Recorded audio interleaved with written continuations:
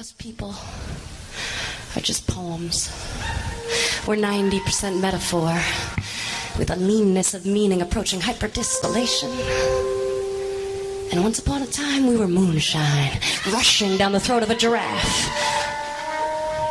Yes, rushing down the long hall, despite what the PA announcement says. Yes, rushing down the long hall, down the long stairs in a building so tall that it will always be there. It's part of a pair.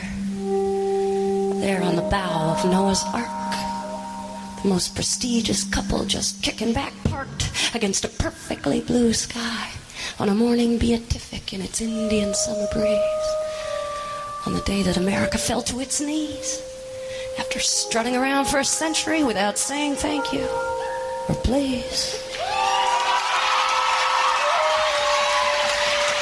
And the shock was subsonic, and the smoke was deafening between the setup and the punchline, because we were all on time for work that day.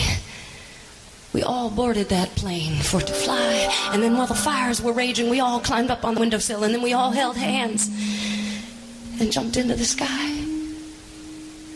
And every burro looked up when it heard the first blast, and then every dumb action movie was summarily surpassed, and the exodus uptown by foot and motor car looked more like war than anything I've seen so far. So far. So far. So fierce and ingenious, a poetic specter so far gone that every jackass newscaster was struck dumb and stumbling over, oh my God, and this is unbelievable, and on and on. And I'll tell you what, while we're at it, you can keep the Pentagon, you can keep the propaganda, you can keep each and every TV that's been trying to convince me to participate in some prep school punk's plan to perpetuate retribution. Perpetuate retribution. Even as the blue toxic smoke of our lesson in retribution is still hanging in the air, and there's ash on our shoes, and there's ash in our hair, and there's a fine silt on every mantle from Hell's Kitchen to Brooklyn, and the streets are full of stories, sudden twists and near misses, and soon every open bar is crammed to the rafters with tales of narrowly averted disasters, and the whiskey is flowing like never before, as all over the country folks just shake their heads and pour. What happened last week affected us. We all ride in airplanes. We go inside big buildings. We could feel that on a very intimate level. But now it's done. We worry about it happening again. But in Iraq or Afghanistan or Turkey or in many places across the world, you don't have to worry about it happening the next day, or in Palestine, because it's going to. Shortly after this happened, Ariel Sharon called off peace talks and occupied Jericho. So here's a toast to all the folks that live in Palestine, Afghanistan, Iraq, El Salvador. Here's a toast to all the folks living on the Pine Ridge Reservation under the stone-cold gaze of Mount Rushmore. Here's a toast to all those nurses and doctors who daily provide women with a choice, who stand down a threat the size of Oklahoma City just to listen to a young woman's voice. Here's a toast to all those folks on death row right now, awaiting the executioner's guillotine, who are shackled there with dread and can only escape into their heads to find peace in the form of a dream. Peace in the form of a dream. Peace in the form of a dream. 'Cause take away our PlayStations and we are a third world nation under the thumb of some blue blood royal son who stole the Oval Office and that phony election. I mean, it don't take a weatherman to look around and see the weather. Jeb said he'd deliver Florida, folks, and boy, did he ever. And we hold these truths to be self-evident. Number one, George W. Bush is not president. Number two, America is not a true democracy. And number three, the media is not fooling me, 'cause I'm a poem heating hyperdistillation, and I've got no room for a lie so verbose. Yeah. Yes, I'm looking out over my whole human family, and I'm raising my glass in a toast. Here's to our last drink of fossil fuels.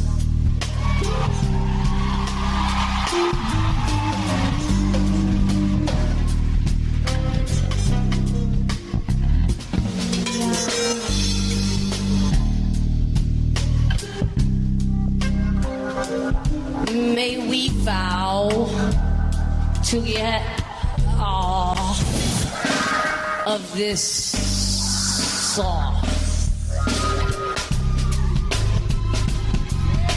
Shoo away the swarms of commuter planes. Find that train ticket we lost. 'Cause once upon a time, the line followed the river and peeked into all the backyards. And the laundry was waving and the graffiti was teasing us from brick walls and bridges. We were rolling over ridges, through valleys, under stars. I dream of touring like Duke Ellington in my own railroad car. Yeah.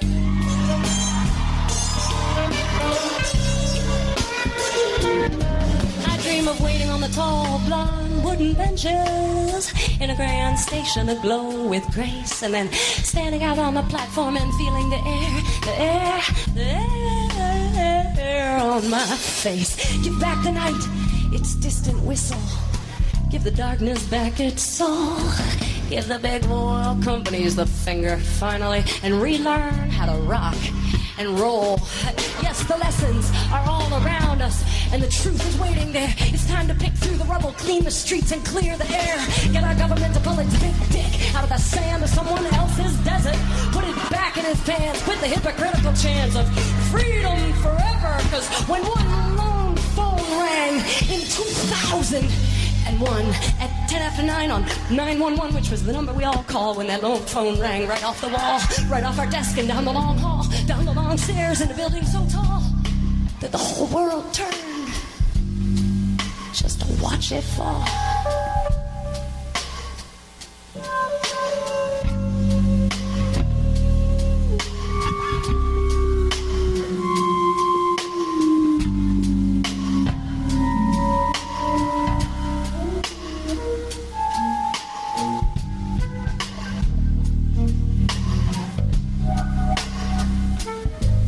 While we're at it,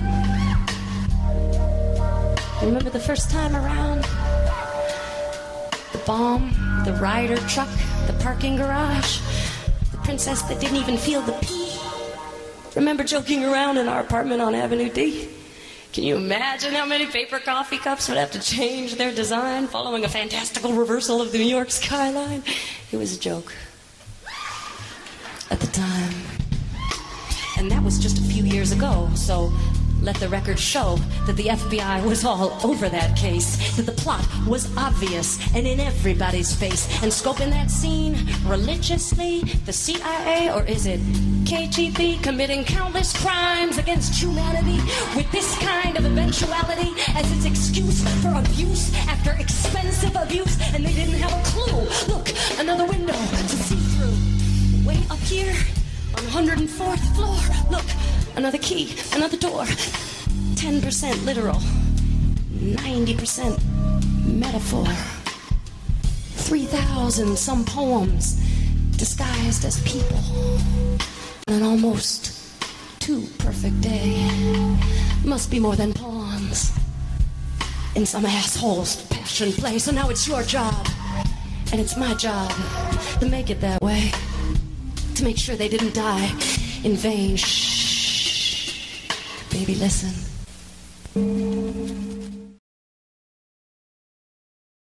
There's an old saying in Tennessee, I know it's in Texas, probably in Tennessee, that says, fool me once, shame on you. Get fooled me, you can't get fooled again.